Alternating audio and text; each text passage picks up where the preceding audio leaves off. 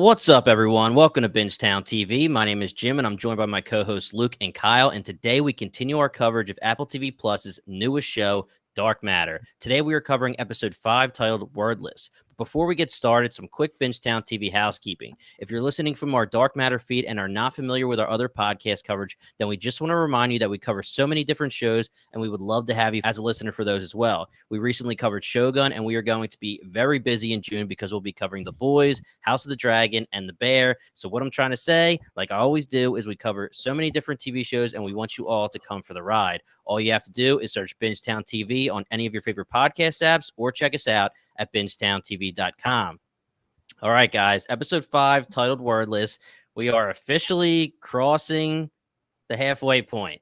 And I know, Luke, Kyle, you guys watched almost immediately after we covered episode 4 on the podcast, and we have the screeners, and you guys watched almost immediately. I watched over the weekend, so I waited a little bit just because I knew that I would be freaking out and wanting to watch episode 6 if I watched that quick. So you two start.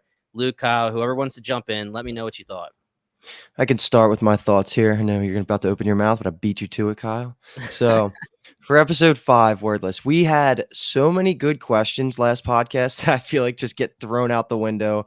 Yeah. And like this show is amazing at its pacing. I know we keep praising it with how good and how quick everything is happening, both with the plot, with the characters, with sci-fi answers.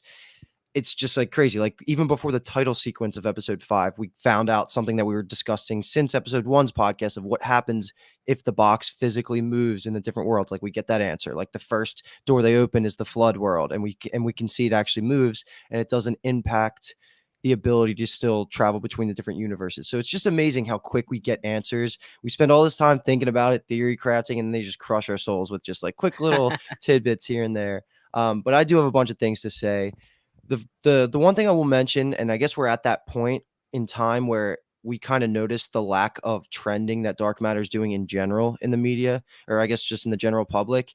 Like even just for IMDb, while the scores are doing pretty damn good, like the amount of reviews is lower than most average shows, and like we're not seeing as many just viral just content in general, just whether it be Twitter or Reddit. Like it's pretty annoying because this is one of the better shows just from a quality standpoint and acting and writing standpoint that we've seen in a long time. And I just want more people to see this. Like I tell every single person that I see, and I'm podcasting on this show that Apple just came out with.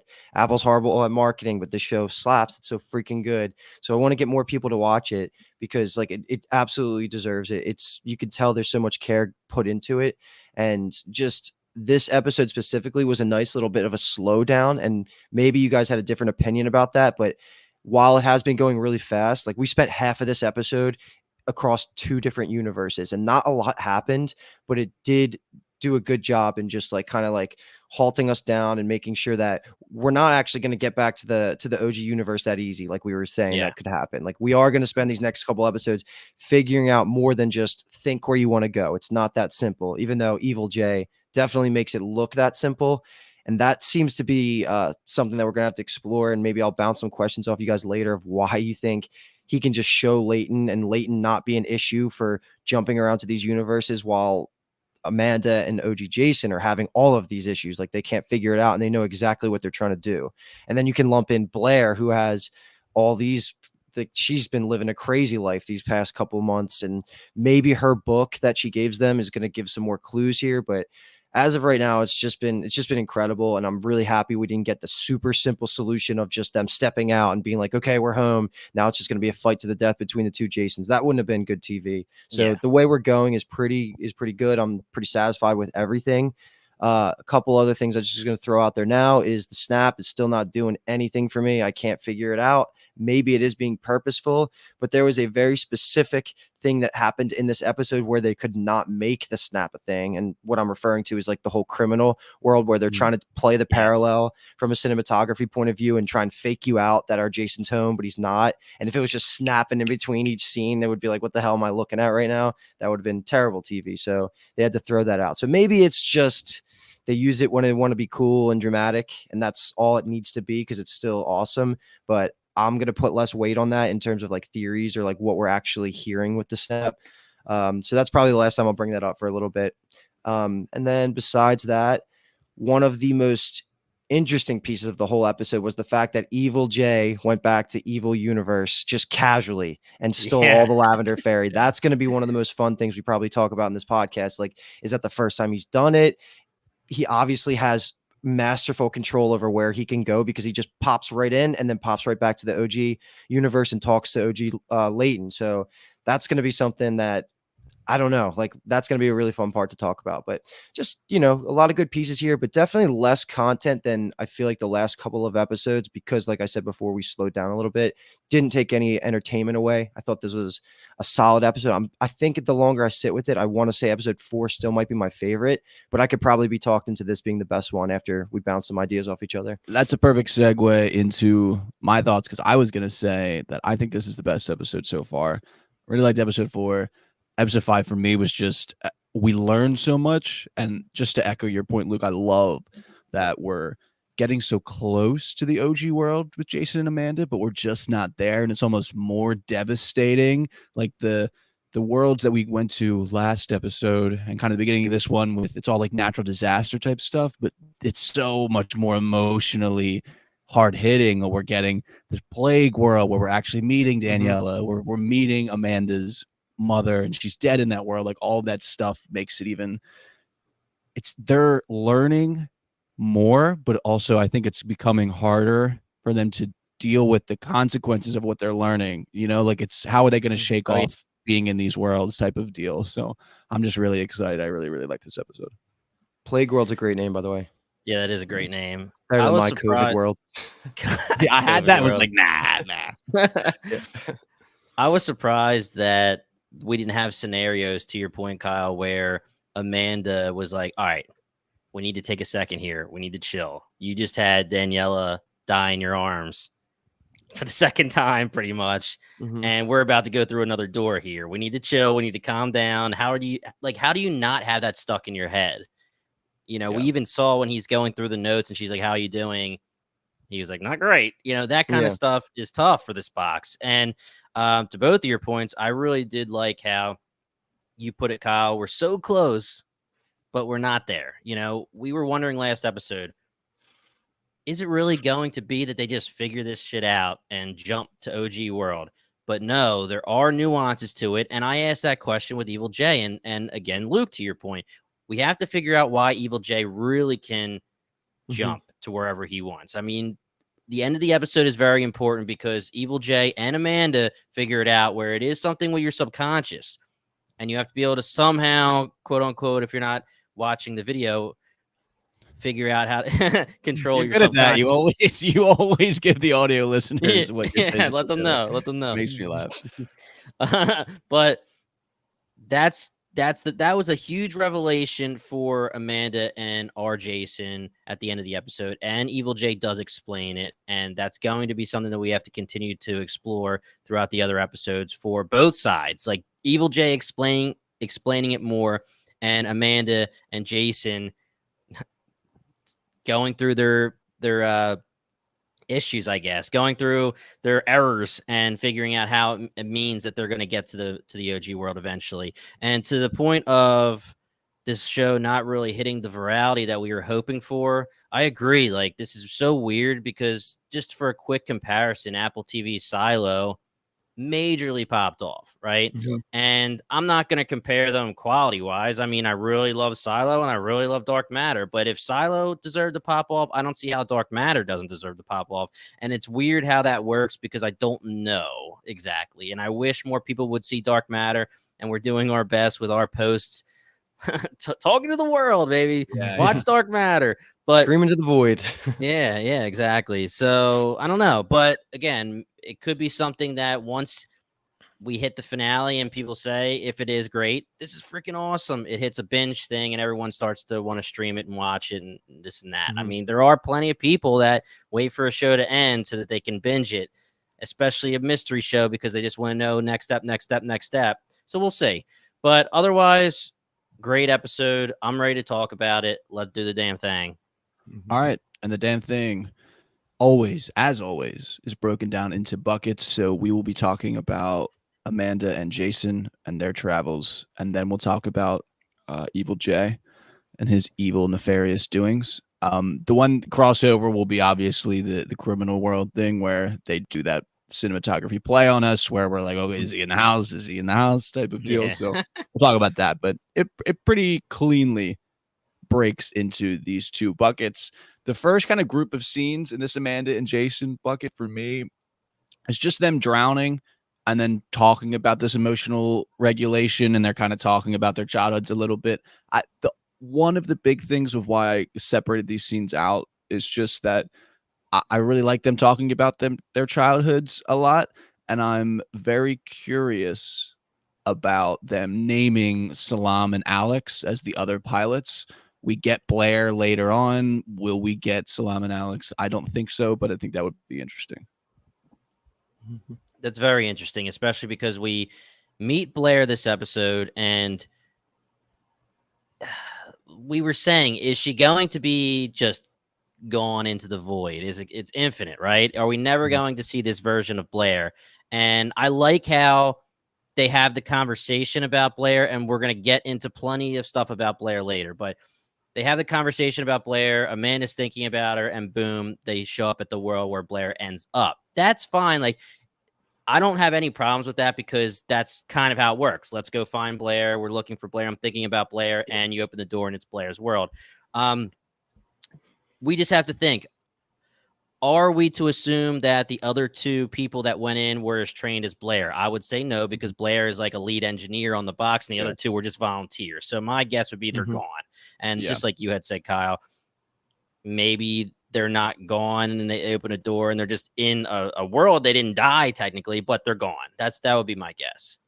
Yeah. I don't think there needs to be a situation where we see them unless either of you has written down the names of the people that we met in episode 1 with Ryan at the bar. Yeah, it's not them. Yeah. Okay, I figured. They have names, but yeah, I don't think we need to visit them or anything like that. Yeah, it doesn't need to happen. I really like that we saw Blair again because she obviously is the most important, and her world was wild. Like, yeah. And let me ask something, because we can move into that if you want to. I mean, isn't that okay? Yeah, because I guess the title sequence happens as the drowning happens. Okay, let me throw a quick question at you real quick though about that drowning sequence. Is that how the physics of underwater I was work? going to ask you that too. Like, can you push the door like that? Or are you still moving thousands of pounds of water, and we're just gonna? So my thoughts are like, it seemed like he kind of missed the window to be able to do that. Because like as the water was coming in would be the time to I guess start. Well, no, that was my opposite thought. I thought the water coming in would stop because you're trying to push against the water coming in, but then once the box is in, under the water, submerged, then it makes it easier to push. And it could work. That could be the right physics. I just have no idea. There's so much physics and shit in this podcast where we're like, oh, hard side, baby. I remember thinking just maybe chalking up to him being overwhelmed, but yeah, maybe he knew the physics of they had to wait a little bit because he wasn't doing anything. He was trying to put, and then they were just kind of looking at each other like, oh, I guess we're going to die. And then it seems like he has like the light bulb click. And he's like, oh, I can use the wall to kick it. And I was like, okay. That's fine. I don't have to, we don't have to talk about that anymore. And it was specifically the scenario I brought up last episode, but I was talking about Evil Jay and Leighton. I was like, if he feels anything bad, you can open the door and rushing water could come in. And I was laughing at that happen. Yeah. That's actually really funny. Last little comment on this would just be, I like how they have Amanda suggesting that they need to like chill out. Yeah. Because Jason's like, oh, it's a waste. Like we've already like this drug charge will just wear off and we don't get anything out of it. But she's like, this is like a calculated investment, basically. Like we need to be able to calm down and chill out. So I like that she at least said that. And that's what I was saying. She definitely says it there, and it's great she says it there. And I feel like she should have said it every other world. Yeah. Like, okay, learns now. Daniela just had some kind of plague, and she just died in your arms. You had to pretty much kill her. Yeah. Maybe we should chill for a second. Let's not take the drug now and go in the box. Yeah, maybe it's not the most like compelling television, but maybe they should have like a therapy appointment after each world they go through, and like just like work through it. Yeah, work through every single. How does that make you feel? So let's spin that. Yeah, back to Blair's world. I don't even know Blair's what to call this Big one. B world.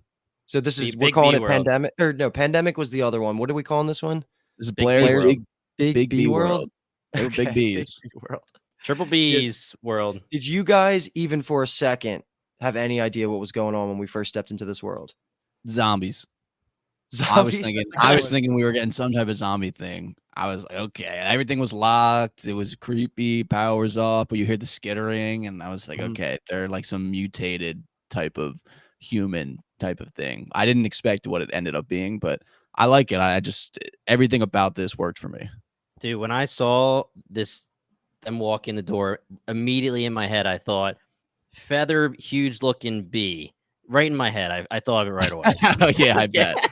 I bet. No, What was that? Was that in the trailer? Did you see that in the trailer? yeah. um, Sons of bitches. But Damn it, you said the word. what? Oh, yeah, you did. Trailer. You did. So my problem, and it's not a problem, but the thing is, when it comes to these worlds, I never know how long we're gonna be in them. So I don't know how much time in my head while I'm watching I want to think about it, right? So when we see the dead body and they're like, "Oh, it smells like shit. Let's get out of here." I'm thinking they're actually getting out. So I'm not even going like, what happened here? What, maybe it goes through my mind, but I'm not having enough time in my head to be like zombies or whatever. I just thought, oh, this sucks. We're out. Mhm. So yeah. But no, It's a long not way to even say close. that you don't think when you watch. You just I don't watch. think, baby. Well, His brain's I- just turned off.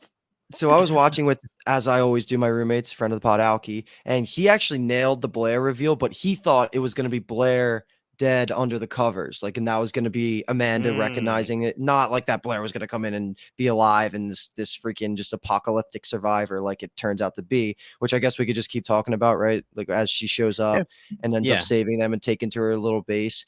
Yeah, this I did not see any of this coming, but my question is, and I should have taken a better note exactly on what she said here.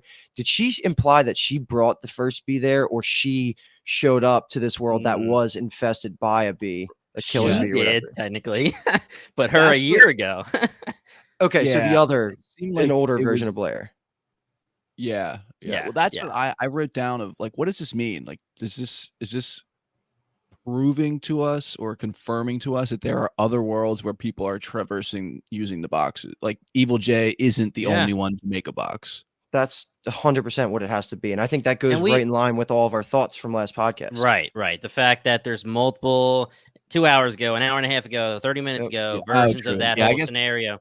Yeah, technically, it was confirmed with the world we see Amanda die in. The thing that I was thinking about mostly, and actually really quick, I'll rewind. I was thinking in the scene, and it was that I thought the skull, the dead person was going to be Jason. They were going to have to somehow show us that it was going to be Jason in that world. Like he was the only one left that survived in the lab, and he was dead there. But something important that I caught for this is that in this world, so Blair, evil Blair shows up, and then she sees on the camera that this world's Blair showed up a year ago and brought the bees, right? Mm-hmm.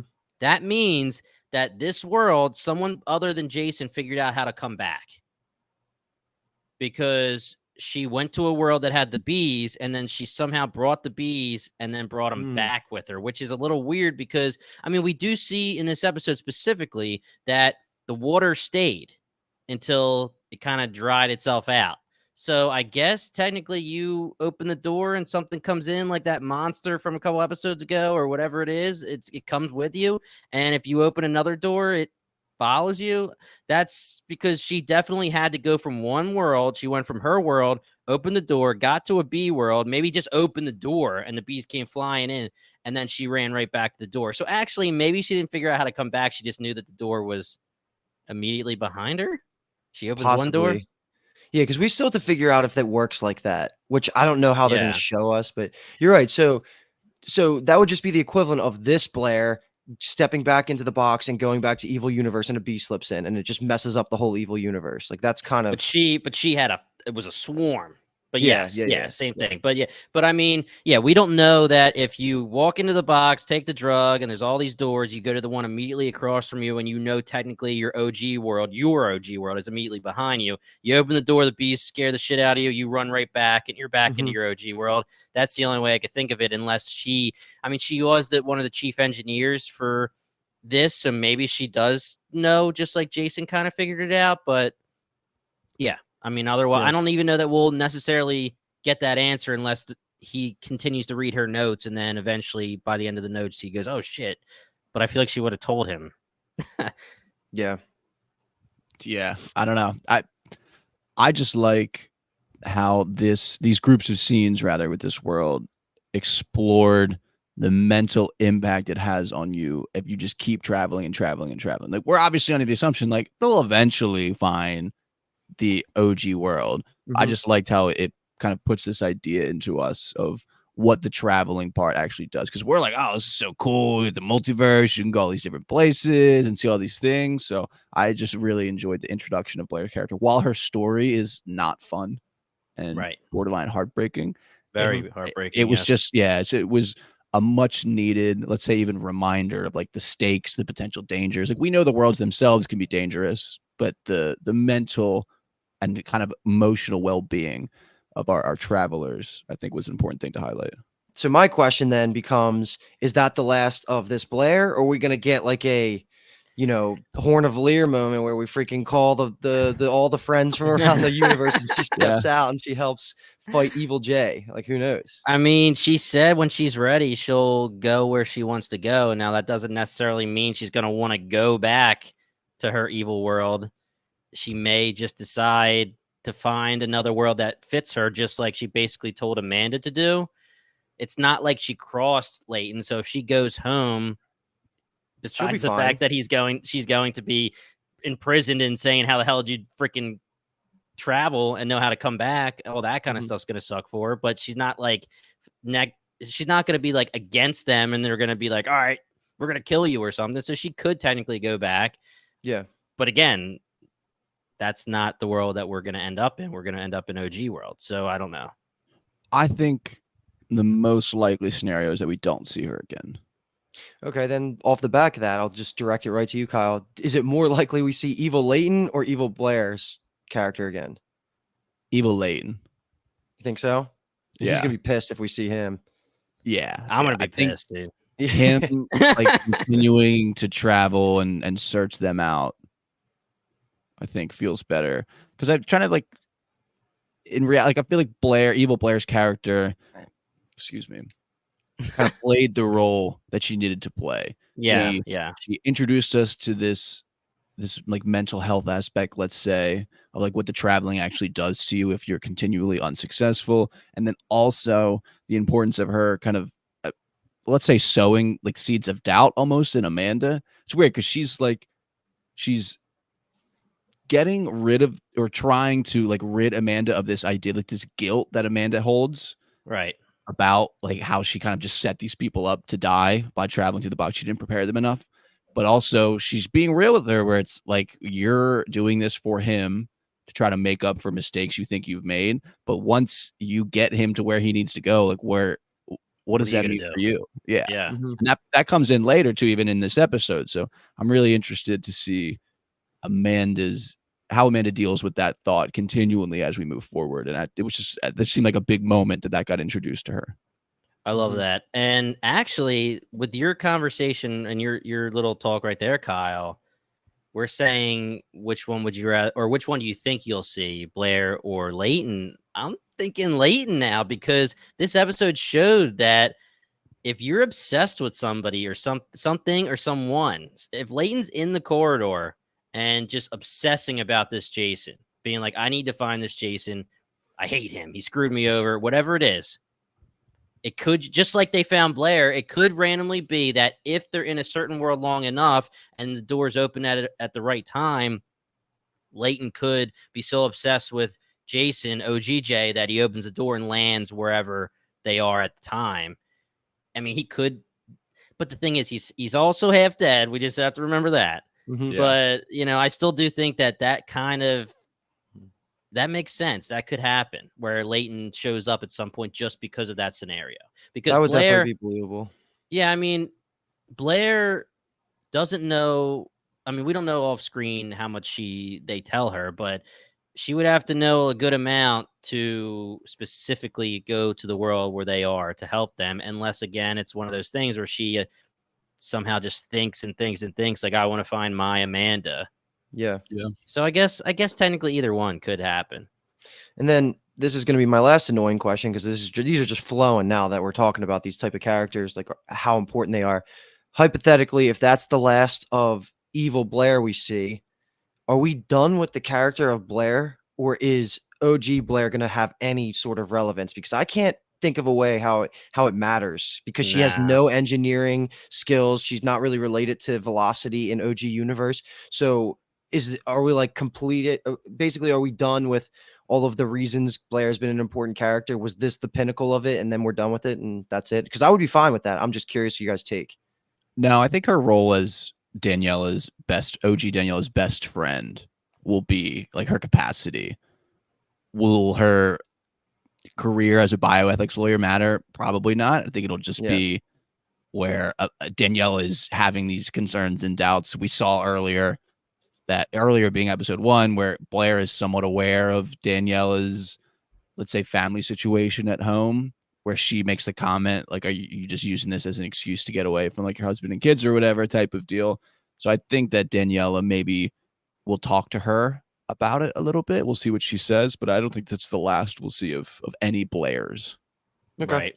I think I agree. I don't think it'll be super, super important, but the only other thing I could think of is if she's a lawyer, maybe when Daniela goes to her just to talk, just like Kyle just said, and just talk it out with her. Hey, my husband is saying that now he's going to work with Leighton, who we haven't seen in years and years and years, and there's going to be millions on the line. And she may be like, whoa, I don't really like Leighton's ethics, because she's a lawyer. She knows, it could just be, I don't know, more fuel to the fire with just thinking it's a weird scenario. But otherwise, yeah, no, I don't think there's too much left from Blair. Okay.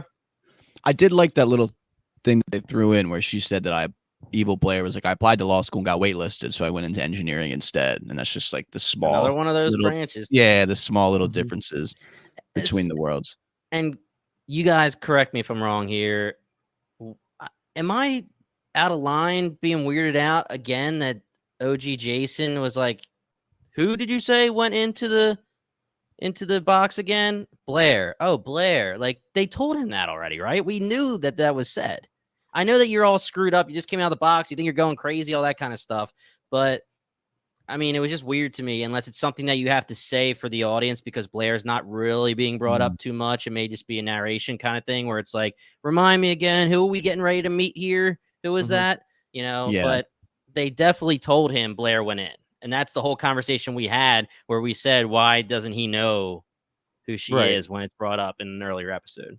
I had a bigger problem earlier than I do now. At this point, I'm just past it. Yeah, it definitely was something I noticed, but didn't really want to think too much about. Yeah. Okay. So some just interesting quotes, and the first quote will then turn into a question for me. I just like the vibe of, you're not just homeless, you're worldless. But yes, the name of the episode is Word, like a wordless or worldless. It's wordless, right?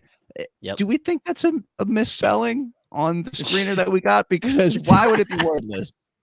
So me and Luke were talking about this right before you jumped on, Kyle, and my random thought would just be that when they are trying to jump between worlds, they are writing, they are saying it out loud, what they want, and it's proven that doesn't work. So, wordless, meaning you can't just say it or can't just write it and it'll be what you want. You have to have the subconscious. But yeah, we've already proven plenty of times that screeners have weird subtitles. They have things that are in there that aren't going to be on the final cut. So could it be? Maybe, but yeah. Did you vet that for us, Kyle? Like, did you know? Did you also impression. see that, or were you going off of Jimmy's introduction that is called wordless? No, I looked at it as I was watching. Okay, cool. Because I was worried. I feel like I told him that, and I was like, "Oh God." Yeah. No. I knew. Once you said it, Luke, I knew that's what it was. But yeah. I think you nailed it, though. Subconscious stuff. stuff. Yeah, it's not on the internet yet. It'll be confirmed, I guess, Wednesday when the episode drops, and this episode drops because it's Wednesday. Damn right. In your ears when you're listening to this. Okay, so another quote I like is just, time is not on your side. I think we were really under the impression that it's like ampule charges is our only type of resource restriction. But just going back to this idea that I liked of your mental state is really probably the more restrictive thing than the amount of ampules they have. If they just keep popping ampules and traveling, they're going to start to break down mentally, which I just thought was interesting. And then when she hands them the field notes from all her travels, which was huge. That's Oh, gonna yeah. be a really important thing. So go evil Blair for that. But her Mhm. just saying everything intrudes, fear, stray thoughts, subconscious desire, that she could never control it. And just I just thinking about myself of like how often you just think of things Oh, and yeah. Oh, me yeah. being a colossal failure along with OG Layton at any type of meditation, this would be so incredibly hard for me. So I just It's can't like imagine on the fly trying to master all of that. it's like, "Don't think of an elephant, okay? I literally Now it's thought of over." that. Yeah, And exactly, like, you and can't do that. even that was kind of what Jason's point was when he thought when you write it, there's going to be nothing that you can think of besides what you're writing. But to make it even worse, us finding out about the subconscious thing and how you need to try again, Kyle, try with those quotes to Yeah, I control see. it. It just seems impossible to me. I Yeah. really Mhm. don't know how the hell because especially when you're told just by Blair, like I understand she's trying to help, but saying that to them just makes it like the elephant thing, right? Yeah, You get into that box, and that's why I was like, you need to take a second after Daniela dies from the plague. You need to take a second after you see your mother, after you're pretending to be a freaking ghost and hugging her and saying everything's okay. Like, I mean, yeah, come on, you know. So and it just makes it more impossible. It's the question that I asked last episode. How does Jason, Evil Jay, I'm sorry, control it so well? How does he Yes. know exactly where he needs to go every single time? And again, Leighton being in there, it has to be. You have to kind of. I know we talked about hard sigh and everything. That feels like you got to explain that to us. I know there's certain things that will be okay if they don't, but this one, it just seems like it's too much of a part of the story now, especially with Blair bringing it up. It's going to be a major aha moment.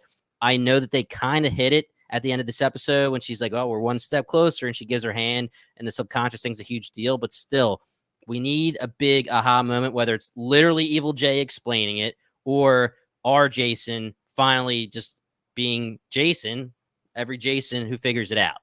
yeah. Yeah. That just made me more comfortable, let's say. That might be the right word. With me maybe a few episodes ago believing that Evil Jay, when he went into the box, however many 4 months after Blair, he knew what it would take. I don't know if it'll be like a coincidence of maybe he's meditated his whole life and it just happens to be a skill that is the skill he needs to use, but Yeah. it's just like he obviously is prepared, and I feel like he went in with that understanding. I don't know if he would just jump in completely blind. It just doesn't feel like his personality the more that we see him type of deal. Maybe, So, yeah. You know, maybe him and Blair, Evil Blair, had way more conversations with her being the lead engineer than he would have had with Leighton. And that's why she kind of understands it a little bit better, besides the fact that she's been jumping around for however long trying to figure shit out. But it seems like being trained to be someone that's going to go into the box by Amanda, and the fact that they were probably her and Jason were probably close, and he probably wanted to be in depth with this whole training scenario. You know, maybe that's answers my question about okay, it makes sense. Leighton, who's just the money guy, doesn't really understand, and Jason kept it from him. But the people that had to be in training have to understand it a little bit better. yeah. Mhm. That's a pretty decent segue into this little like aftermath scene, just focusing around Evil Jay, and Jason and Amanda are just having this conversation where Amanda is just it's very difficult for her to wrap her head around the fact that Evil Jay is this evil guy, where it's like she just can't believe that he would turn into this type of person and that he can travel, he can do it, he could get back home and he could have helped all of the other pilot and he just didn't do it. And she just Right. is Mhm. so blown away by him becoming that person. So I honestly was glad they had this conversation too. My thought about that too is it's kind of a good thing that she's having these realizations because like we're saying, Blair planted this seed in her that maybe she shouldn't be fully team OG Jason because she has to think about herself. So Yeah. hopefully her disgust with evil Jason overrides the desire to just be a little selfish and like worry about what universe she wants to end up in. So hopefully it all works out where, because she's like a good person, so it could work out where she actually finds her place in the OG universe. I don't know how that really works with another Amanda just probably walking around unless she's also dead, but even in that case she would have to go ghost and be something else. I don't know. But, They were playing Ghost. Yeah, they would, or she just goes back to Evil World. Well, as long as Leighton's not there, then maybe Dawn, hopefully she died from blood loss. I'm just yeah, yeah. If she died from blood loss, everyone at that company hates her because no one stepped in to help her. So, you bleeding? Yeah, bleeding. That looked like it hurt. Yeah, you're bleeding. So, what was I going to say, Kyle? You were talking, and then I had something before I said that mean remark towards Dawn. I was talking about Amanda. I mentioned Amanda going back. Oh yeah, so world. Yeah, this really shows a lot about Amanda because, like you said, Luke, she's a very good person, right? She cares about OG Jason, and it's almost like where she had to tell OG Jason, "That's not your Daniela. You don't have to go in there. We can just leave." I'm talking about Plague Daniela. You can just leave. This isn't your Daniela. We have to get you back to your Daniela. And he still had to go in there and help her, quote unquote, Kyle, help her. But the fact that she's realizing every single episode that her Jason is Evil Jay, it puts the parallel in there where she understands that the person she's looking at, don't have an attachment to Evil Jay, because Jason is just not your guy, actually, right? The only thing it's showing is that she's a good person. So to your point, Luke, I hope that she does detach herself. She'll show she's a good person, but at some point she's going to have to detach herself and be like, all right, we got you home. Now I need to figure out what's good for me. Yeah. I do wonder if she is not potentially falling in love with Jason. There's a couple scenes where I'm glad that it was like mini teasers, but then it's not. I hope it doesn't happen because, again, I brought it up in the earlier episodes. Our boy Jason cheated. He's a cheater. And if he cheats again, cheaters cheat, bro. There's no way. There's no world. That just destroys the whole dynamic with the original Daniela. I agree. So there was a couple scenes. I don't understand how he could become this person. And she looks at Jason and says, "You didn't." Yeah. Like, oh, I mean, she gives him a kiss. She gives him a kiss on the head after he deals with the Daniela thing. They both picked chicken and dumplings at the same time. Oh my goodness, dude! Don't even get me started with this, bro. Just Don't even get me started. Little bit of tension, lost in the multiverse. Couple ampules left. Maybe we just find a little corner of the universe for ourselves. No, I think Amanda's like Wolverine, and then Jason and Danielle are like Cyclops and Jean Grey. Like, you can have this thing going on, but we know the end game. So Jason is Jean Grey. Yeah. Okay. Jason's Jason. Yeah, Jason's Jean Grey. Wait. Amanda is definitely Wolverine, and Jason's Jean Grey, and Daniela is Cyclops. Yes, that's exactly what it is. Yes. Okay. But there's times where Jean Grey and Wolverine kiss, man. There's times. There are times. Okay, let's see. So our next stop here is going to be Plague World. I don't even know how to segue into this to like set the scene, but man, I think they did a really good job of this general uneasiness. I love how the vibe of the world was so juxtaposed against Jason's excitement to be in the world, and it was just like, oh man, something's up, and it just progresses and progresses and I loved this. This was just fantastic, emotionally heartbreaking, but fantastic. Are we just doing the whole world? Because it might as well, right? Yeah. Like the entire thing. Yeah. There's no point, dude. I don't know what it is about like the facial acting from Jennifer Connelly there, but she freaked me the hell out into like my core. And maybe it's like the eye contact, and like they probably like put makeup on her to make her like more pale. Yeah, all of that was freaking me the hell out in like the best way ever. And my first thought was, well, first, like if I'm in this world and I find out what's happening, there's 0.0000% chance I'm going back in that house. I don't care. Like, I am not getting sick. And second thought was, this is like He's Jimmy's never been in love, nightmare. dude. Jimmy's Yeah, it Jimmy's is my this is Jimmy's nightmare. nightmare. He hates Germaphobe germs. over here.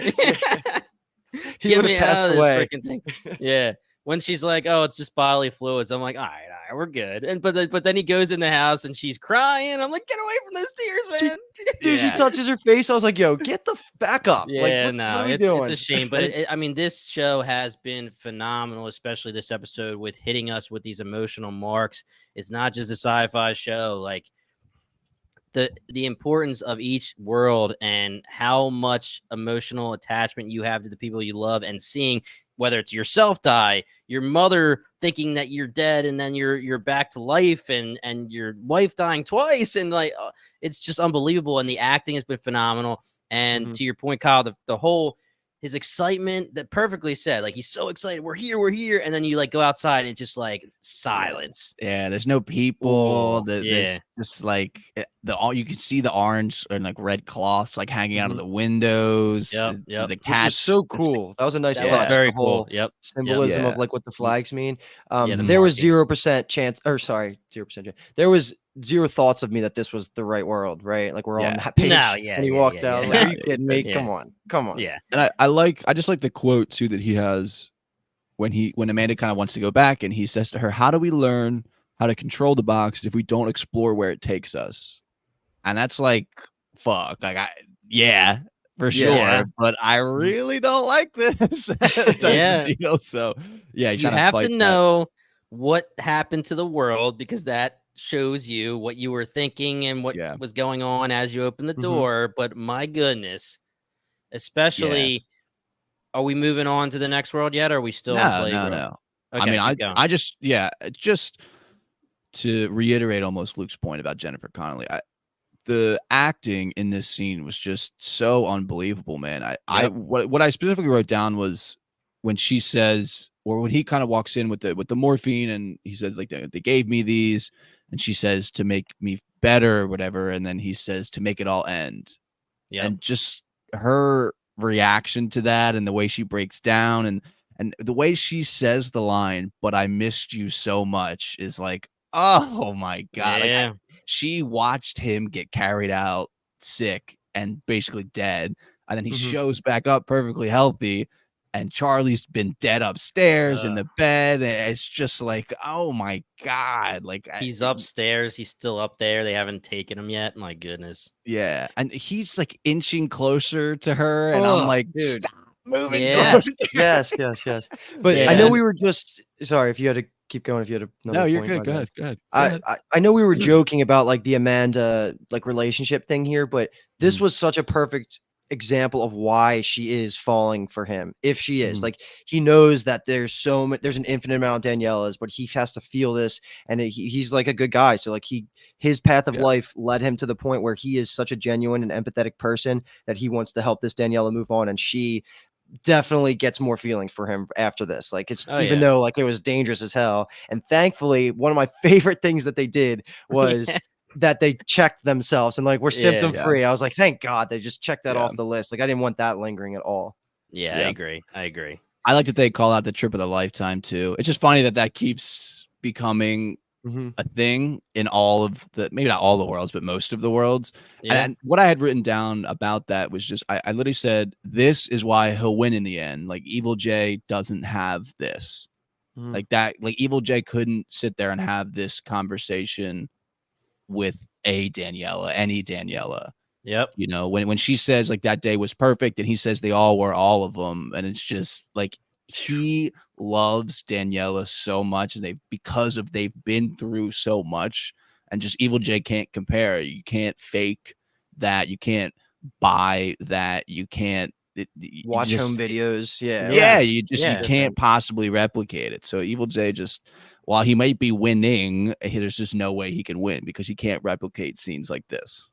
Mhm. Evil J would have to be in a constant state of stress and anxiety. Oh, Any conversation at any time could screw him over. It's Yeah. just crazy. But Yeah. Well, he also seems to be a master of his own mind because he can block it all out and just travel the blocks freely. So maybe he doesn't give apparently, a fuck. you know, if he screws this word up, he's like, I'll just go find the next one that still has Yeah. Danielle that I could take. maybe, yeah. But yeah, Joel Egerton as well. When you said the whole thing about every day, but when he looks up at the picture and sees it there too, and he like his reaction to seeing the picture there, yeah, devastating. And I was joking about how I don't think during these scenes certain ones, but this one when she opens the door, Luke, and you were talking about how it's like, you know, she's ragged looking, her eyes all screwed up, she looks sick. I was like, oh man, she looks traumatized too. What is going to be this world? You know, it's funny because when they have like the flag sticking out or, you know, whatever cloth it is that marks if I guess your house is sick, right? Is that what it's supposed to mean? Or maybe sick, there's a body in there. Yeah, like I was thinking that, you know, I'm looking at the buildings and I was like, are those supposed to be like the escape ladders? Like when it's the first time you see it from far away, like when you're up high in a building and you have the ladders that can go out the window. And I was like, what could it be? Like, and she opens the door and she looks like terrified. And then she's like, I just didn't have a guess. I really didn't think Plague World. I don't know why. I mean, yeah. Well, that would be, I mean, so scary. Like Luke's saying that. What an unattended, terrible consequence if they go to this world and they get sick and then they're fucked.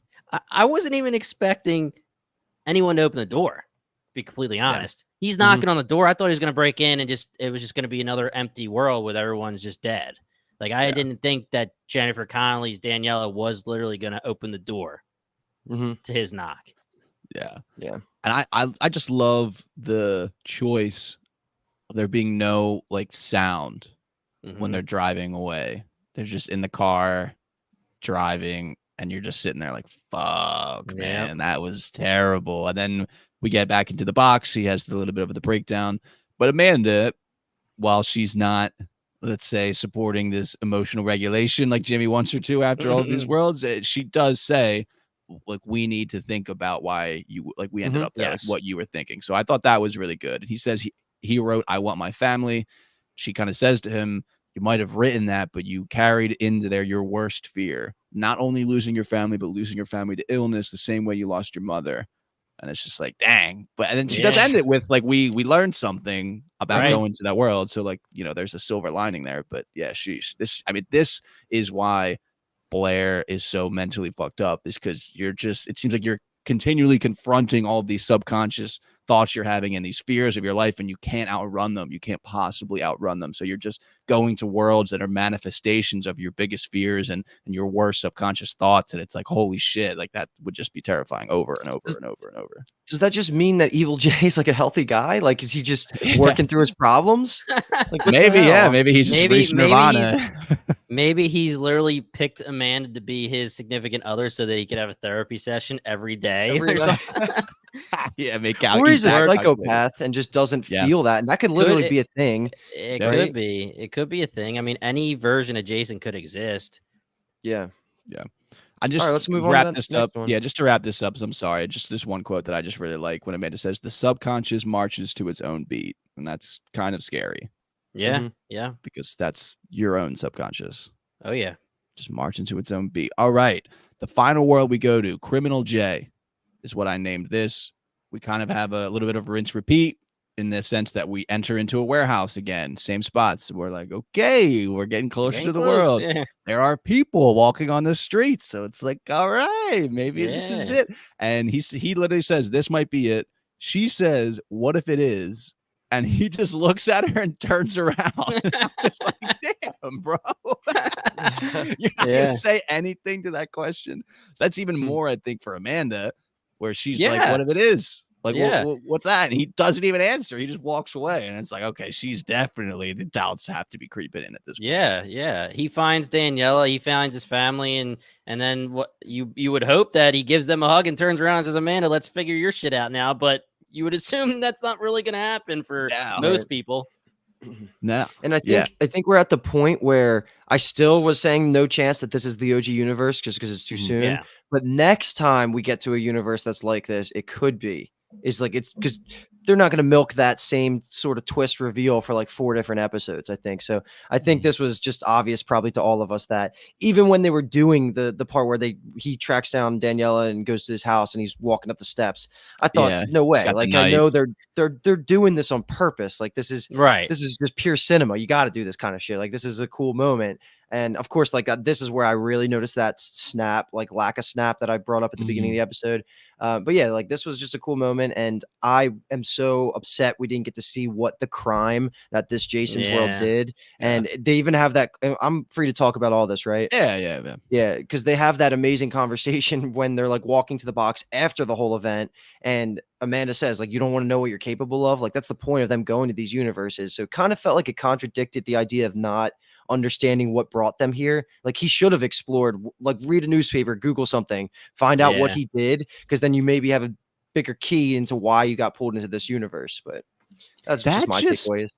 triggered something for me. So their phones are made in other universes, but then when they would go to that universe, the Google search results would be the search results from that universe. So they could have just Yeah. Googled Yeah. themselves. How do you even know it's Google? It could be Lugal from Hot Tub Time Machine. What a Great great callback. point. Great callback. What a great, dude! But Your also- references are sick, bro. Sick reference though, bro. Oh, thanks, bud. Dude, your references are out of control. Everyone knows that. They don't have phones though. Like, you were just Oh, true. asked Yeah, they don't have their phones hypothetically. on them. No, yeah. Plus, don't have they any went phones. into the water, would have destroyed him anyway when they were drowning Yeah. for a second. Yeah. But hypothetically, that's like a fun question to think about. Like, and I would think because they already clarified that money serial numbers are different, I'm sure like IP, internet, satellite connections are all way different as well. Like, you wouldn't be able to Yeah. just link up to whatever's going on there. So, but they Yeah. could have went to the library. Well, yeah. I mean, internet the cafes problem are still a is thing. the problem is that the cops are after them, right? If you Yeah. get caught by the cops, again, the danger of every single world, it could be any type of danger, death, getting. I mean, even in the plague world, if the military would have came up and was like, "What are you freaking doing out here?" and arrested them, now they're done again. I mean, any kind of thing is a problem. So they probably thought, all right, the cops are after us. We need to get the hell out of here. But yeah, I wish we would have found out what he did. But Mhm. my whole thing about this is just, both worlds, 100%. I knew it wasn't his world. But he goes into his house. If you're him, you're just like, there's no good way that this can happen, right? Like you're walking in your own house, you open the door, and it's Evil Jay and Daniela in the room talking if like they were trying to fake us out, and now you walk in, you traumatize your wife. Now you're having this throwdown about who's who. Are you the real Jason? Are you the real Jason? Your wife's probably getting ready to go to a psych ward. I mean, and it's just not a great way and to try to figure out any of this. And let me just ask you this question. Say he walks into his house and he opens the door and it's Daniela and any Jason, not Evil Jay, any Jason. How does he know that Jason right there is That's Evil true. Jay?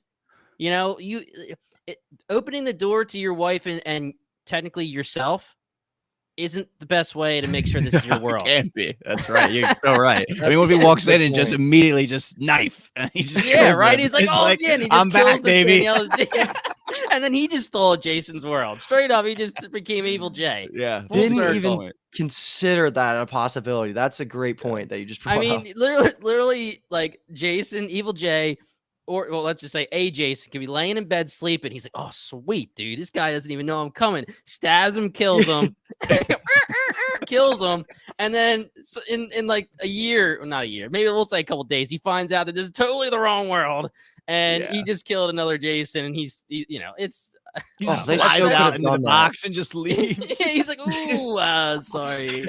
They so could have done that too. Like, that Yeah. was, oh my God. He's a lucky good that this point. was a criminal.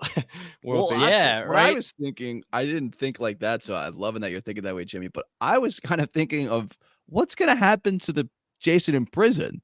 They got a call, like Daniela is like, no, he was in the house and He's like, he's "Dude, in his prison cell. Like, I've been in the cell the whole time. Dude, you're adding years to my sentence because some asshole to try to steal my identity, Literally. man. Yeah. Well, Conspiracy theories are going to go crazy. The world's going to be like, oh my God, the government's making clones. He just fucked that whole Yeah. world up. Literally. yeah, he did. And Charlie, by his look, man, he's been through some shit. Yeah, Yeah, I literally that- wrote down a big dog Charlie. Yeah, With the slick Charlie's back? been through. Yeah. Yeah, The yeah. hair The gets all typical, the typical show us that you've been through some shit look. The slick back, dark hair. It's actually a great point. Very effective. Yeah, Very I mean, I knew I'm- immediately that he's been through some shit. I'm gonna put it on the board. I think that this world, Jason tried to juggle both things: the job, Daniela. Then he turned.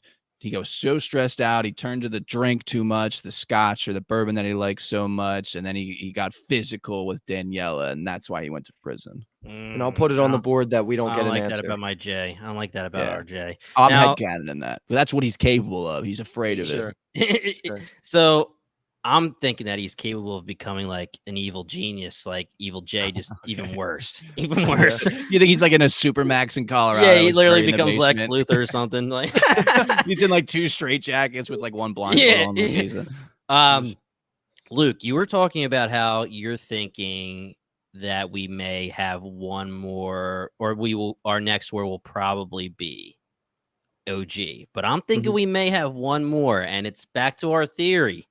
Got one more in you? Maybe it's the theory, or it's the world where everything looks right, and Max is there. We still have that. Whoa. Yeah, that's so we still have that in true. the chamber. Mhm. Oh, And do you think he was a twin, right? So he would look like Charlie, identical, right? Did they say identical twins? I can't remember if they Yeah, say they that were- in this. Well, they were You born could at the be same time, but I guess that's Yeah, not no, the you same could just thing. be twins. You don't have to be identical. Yeah. Yeah. But either way, yeah, I mean, it doesn't need to be that he's faked out or anything. He just walks into his house. Oh, here goes. Let's hope this is the real world. And he walks right into face to face with Max. That's so good. That is a Yes. great way to do it. I'm retracting my statement about we're gonna like the next one's gonna be the right one because you just convinced me. But I actually don't think it's gonna be Jason dealing with things. I think it'll give Amanda the spotlight, let her deal with some things. So maybe it'll be something with her. So I know this was kind of dealing with some things as well because right now we're about to confront Amanda's mother, who in this universe she died. They end up she's like very religious, you can tell. So she ends up being like an angel or a ghost, whatever you want to Yeah. say. And she said, I'm in a better place. So this was like a mind blowing thing. But I think there's room in 4 more episodes to have a next door be all about Amanda dealing with her There- stuff. And then it could there's even a- be a good universe that we leave her in if we figure things out and to be like, you stay here, I'll go. I Yeah. mean, there's room for there to be a world where there's an Amanda and a Jason that are happy together. Oh yeah. Ooh, Yeah, very true. Yeah. And then And they then kill she's that like- Amanda, and Amanda takes the place. And then she becomes That evil was my Amanda. first thought too. Murder that Yeah, Amanda. I mean, every single episode, just like over and over and over, she's reminded that her Jason basically didn't love her, Yeah. right? Yeah. So to have her go into a world where it actually worked between the two of them and they do love each other, and she is quote unquote for the Yeah. 15th time, damn it, the Daniela of Jason's, Yeah.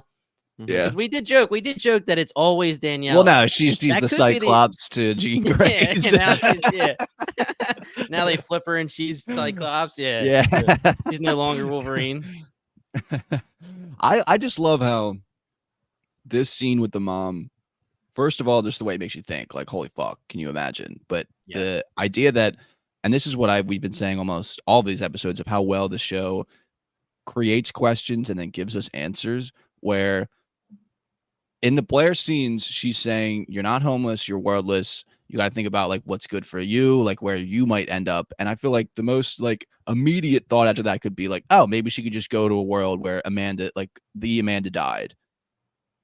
And then 30 minutes of episode time later, and we're confronted with how that would actually work, Right. where the people she loves know she died. So you can't just slide into that world type of deal. So yeah, I just love that they did this. And it was just and I loved at the end when they're driving and man is like reacting like, oh my God, that was so fucked up. Like, can't believe that happened. And then Jason's like, well, you gave her hope Yeah. and then you stole her car. And they get to like laugh about that. I thought that Yeah. was like a very cathartic moment. Cause I was also thinking like, this is crazy that they just stole her car too. Mhm. Like The she damn angel was just saying- stole yeah, my car. Are you kidding exactly. me? She's saying like I'm an angel, and then her physical car is stolen, which is just kind of a funny outcome. Yeah. So when Amanda says, all right, I have somewhere we can go, where did you think they were going to go? Who do you think they were going to go see? Did you I think it honestly was thought going to they be were the gonna mother? see- No, I thought it was going to be someone with a connection to Velocity in the other world, like maybe even Ryan. Honestly, This is kind of stupid, just because again we're finding out everything that is wrong with meeting with certain people, and one of the worst people you can meet with is yourself. But I was like, is she gonna go see herself? Like, does she know where she lives and going to her own house? But that, I mean, you walk in and say, hey, God, Amanda, I swear to God, I'm from another world, please help me. Like, the cops are after me. And she's like, Jesus Christ, like, who knows? But yeah, that was my immediate thought. But I mean, there's no good answer. I mean, you're screwing up whoever you go to see. Yeah. just forever too. Yeah, Like, you can't just forget that. Yeah, So, I mean, it really, for her, she hit a best case scenario, because just like you said, Kyle, with the Jason thing, saying, you gave your mother some hope, and the fact that she's very religious, except for stealing her car, it's probably a best case scenario for what could happen if you're going to go see somebody in one of these random worlds. That's a good point. So that's kind of the end of the Amanda and Jason bucket. So as we transition, I believe is what we're going to do right now, into Evil J. I think we can maybe just talk briefly about like the scene that was woven into the Criminal J world, where they tried to fake us out. And it's just Daniela and Evil J having this conversation. Basically boils down to Daniela is obviously on alert about the changes and things that are different. He kind of just says, what do you want to know? They just cover the fact that the investor is Leighton Vance and that they're talking millions here. Yep. The only thing I wanted to really highlight, I guess maybe quote, is that she says to him, I just like the way that she says this, I support you living the life you want to live, but what does that mean? Like, where do I fit into that? And he says, you're everywhere. And she says, well, I'm clearly not, because you've been making all these decisions without me. So it's just really highlighting the fact that Evil J doesn't really know what it's like to be in this 15, 20-year relationship where they've had all of this roller coaster past and they've been through all of these things, and that Jason's just a wife guy and Evil J is not a wife guy. He doesn't even know what it means to be a wife guy. So, yeah.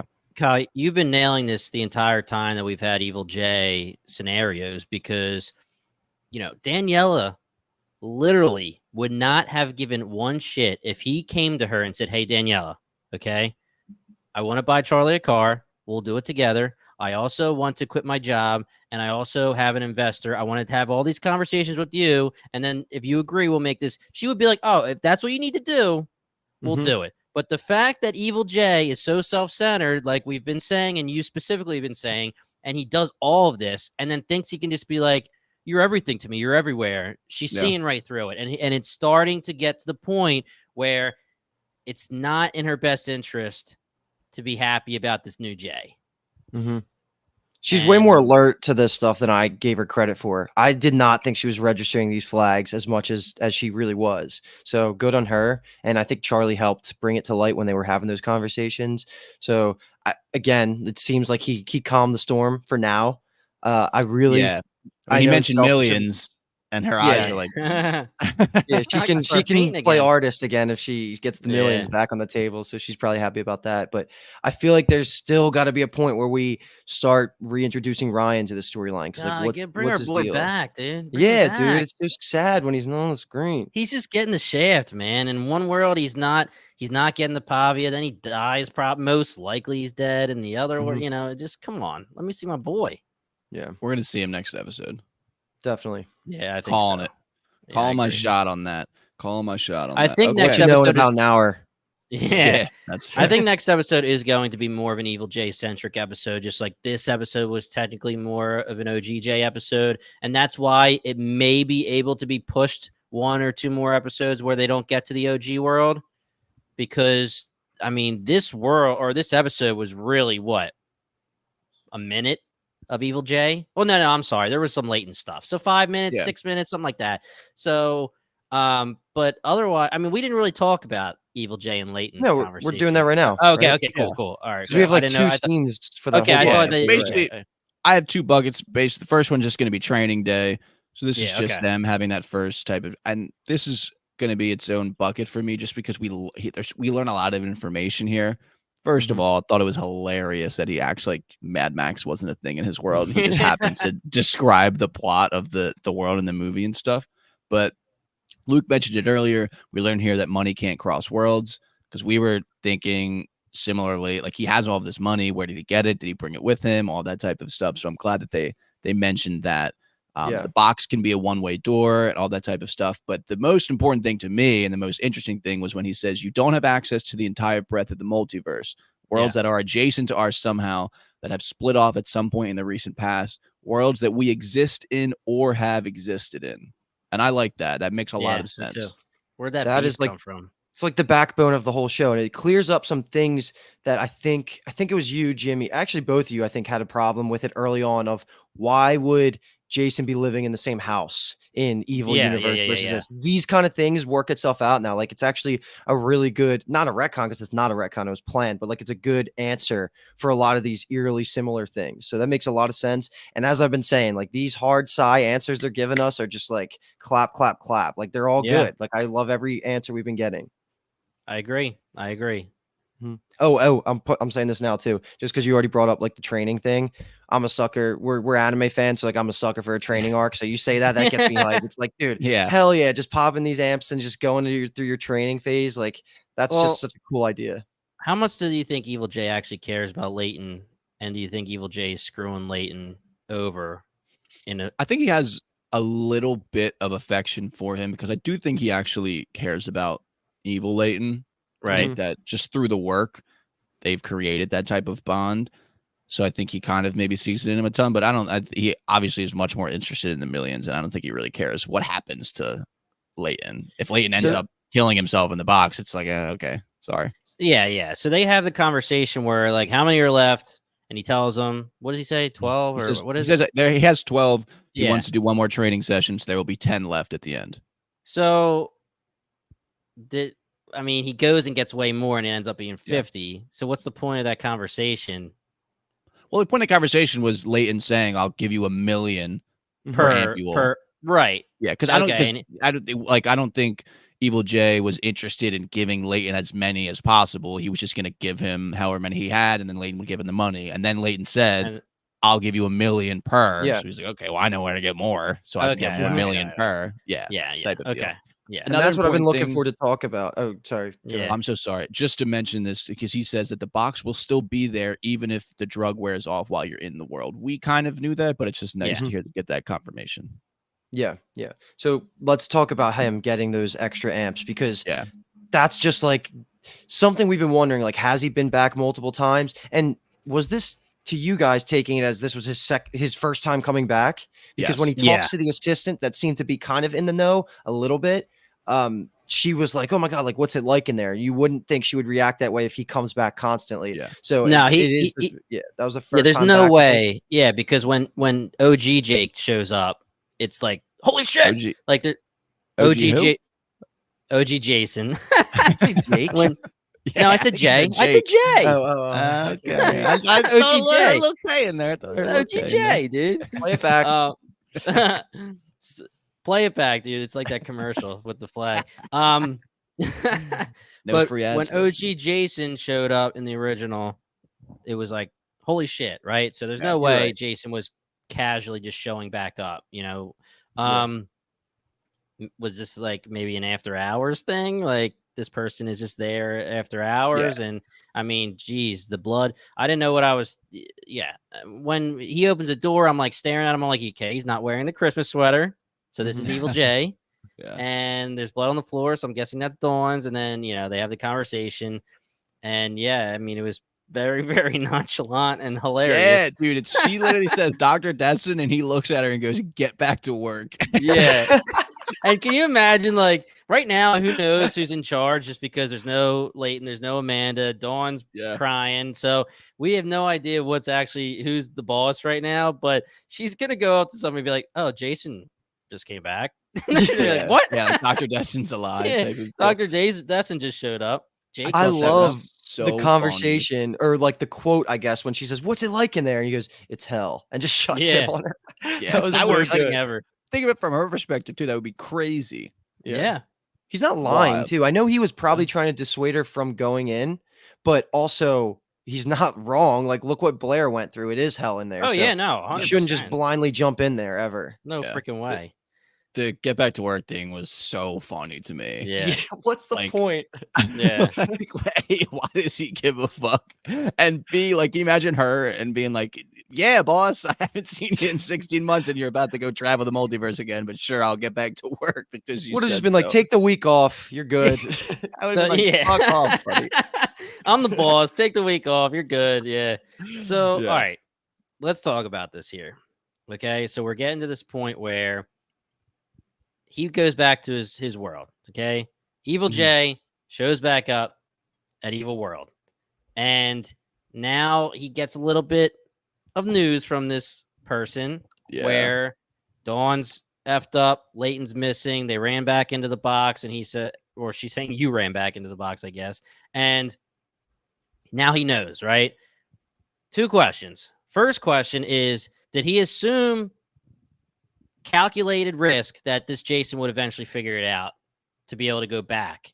And was he going to eventually always go back so that he could check on what's going on in this world No. so he knows when to shut it down? Or is he just going to like hope that Jason never figures it out? I think it's pure monetary interest. He knows for a fact that if he does this, he gets $50 million. Okay, so I'm fine with that. Now, what do you think about the fact that he just sent himself, knowing who he is, into this world, saying that you are going to become me, you're going to be working as the big dog True. at this velocity where the box is, where they're trying to figure out this box. You have to assume that it crossed his mind that he's going to steal Jason's life, and then Jason's going to come back for revenge, baby. Like, I mean, how do you not?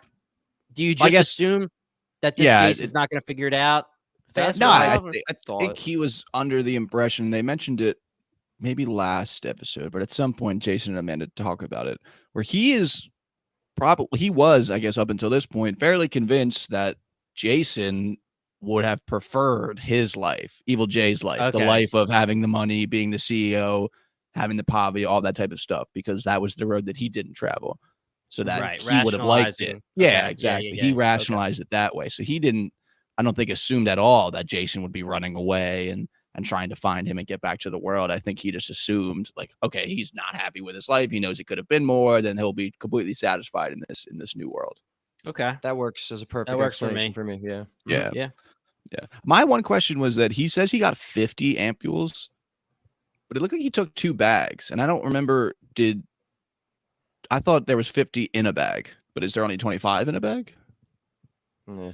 I don't know the logistics. Yeah. No, maybe he's like holding back a bag for himself or as like a backup. But why? Because his whole plan is to never use the box again. So I don't think there's any need to lie maybe about it. Just maybe you hold one back, and then after Leighton blows through these 50, and he's like, "Fuck, man, I want more." And you're like, "Okay, bro, 2 million this time." And then Well, no, but he's gonna block the exit. Well, that's what I'm. That's the whole point of what I'm a little confused. So Leighton he can make the box again, right? But then he wouldn't want to do that because then it would open up another portal to the world. Leighton thinks that he's going to be going through training, and Leighton thinks he's going to be able to use the box. But then Evil Jay says, "I'm going to shut it down." But he says, "Don't worry." Is he bullshitting him when he says, "Don't worry"? No. Or is there? So no, how do you? I think he's like Leighton will use it, and then when he's gone, because I think he's under the impression that Leighton doesn't want to come back to this world. Oh, I thought. Why would he want to? So he's going to train him and then shut the box down on this world. Yeah. Oh, okay. All right. And they're just gonna block the box like in all the other universes we see. Like if you remember, I think it was 2 episodes ago when he opens the door and it's like underground. That's how I envision what he's gonna do. He could freaking dynamite the warehouse and you're never getting out of there. So like he could do whatever he wants to block the exit. But that's I guess my question is, how do you think he will do it though? Or what do you think he's going to attempt to do to stop that box from ever being reopened? Well, you just encase it in cement and you're like, all right, that works 100%. So, I wonder if there's a way that you can control it to actually put it on a permanent lock from the outside, because you would have to think again, our genius Evil Jay. I mean, what if shit hits the fan with this Daniela? What if they have a bad conversation and now they're not in love anymore and they're gonna get divorced? And why is he even here?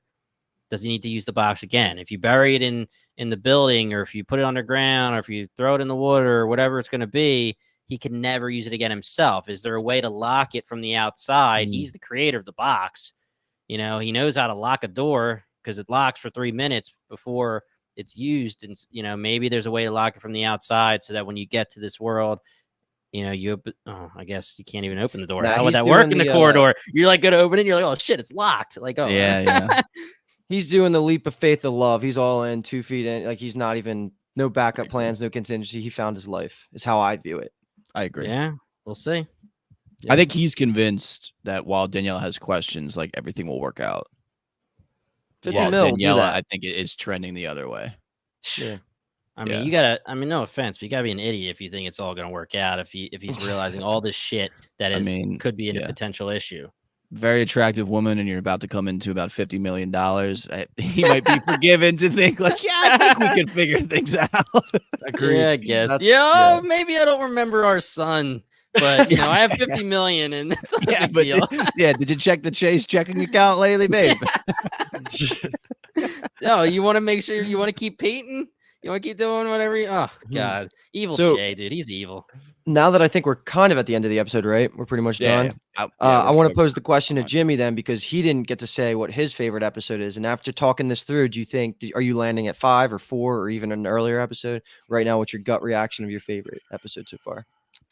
I think I'm still going with 4. I do really like this episode a lot, but I think I'm going to go. What are you going with, Kyle? 5, bro. Oh, you're picking 5, huh? Yeah, it is. I think the Plague World and the interaction with Daniela was like the best television that's been in this series so far. I think I can be convinced. Yeah. It's like when I have a problem when people say, what are my top 5 shows? And when I hit number 5, there's like 3 shows that can rotate between 5, 6, and 7 at all times. So, I'm going to do another rewatch of 5 and us talking about it, especially with the, don't roll your eyes at me. Just dude. Make a choice. I made my choice and you came at me, bro. Okay, that's fair. That's fair. And speaking of IMDb, that I we referenced just split earlier, right there. We probably just split. Holy right shit, there, right? dude! There's like there's one of the universes you picked 5. Yeah, we just split, and there's a world where me and you just threw down over this episode, and we're not friends anymore. And shit. Yeah, and then you die. Oh yeah, we're not friends. I mean, oh my, then you kill me. You chop my fingers off. I just want to say this while we're talking about it too. Like in terms of ratings and IMDb, obviously we're recording this before it's out to the public, so we can't look at how episode 5 was received. But I would say episode 4 is pretty significantly higher rated than the first 3. So we can all kind of agree that I am in the mindset that 4 and 5 are in their own tier. Like it was a tier up, and not that the first 3 were bad. It's all world building. It's all the seed planning. Like you need to do that for these type of shows. So I think we're just the trajectory has just been going up. It's been nonstop fun doing this podcast. Yeah, it's been a blast. And if you guys don't have anything else, I'll bring us out here. But again, reiteration here. Everyone who listens to this podcast and everyone who's watching Dark Matter, tell your friends to watch Dark Matter and join our Discord and talk to us about it, because we love talking sci-fi TV shows. You could tell just by how much we're talking about theories and just breaking stuff down for this show. If you go to Silo, if you go to fantasy stuff too, Wheel of Time, all that, anytime it has that little twist with that genre, we just freaking dive deep, and that was a nice and I'm gonna keep that in, baby. I'm not even gonna redo it. So I mean, we dive deep and we love it. So, and keep that in whoever's at it. But yeah, join our Discord. It'll be in the description. But seriously, tell all your friends about Dark Matter and start tweeting about it, whatever you do on social media, because seriously, I don't understand why it's not getting the Silo hype. I don't think Silo was great in terms of Apple TV giving them marketing either. I mean, I understand that, like, yeah, I really just think Silo blew up word of mouth, and I think Dark Matter could too if people just watch the show. So otherwise, guys, check us out, bingetowntv.com, or you could just go to bingetowntv.com/podcast, and you'll have a little widget pop up that'll give you every single app that you can click on. If you like Apple Pods, if you like Spotify, you just click on one of them and you can listen to us there. If you're watching us on YouTube, please hit that subscribe button. We appreciate every single one of you. Me and Kyle, there's going to be another universe where I'm dead and Kyle and Luke are just going to be going. Kyle and Luke are just going to be podding from now on because Kyle you should probably go to that universe because the coverage is probably a little better. Check out Evil Universe. So EvilBingeTownTV.com. Oh my god, we should totally make that evilbingetown.com. But yeah, like I've been saying in the intro, we're gonna be covering The Boys, House of the Dragon, The Bear. I don't think we're covering The Acolyte. Is that correct? I'm not sure if Tagsy and them said they wanted to or not. But either way, June is going to be packed. So follow us, bingetowntv.com. Once again, we are Bingetown TV. We will see you next week. And thank you so much for listening.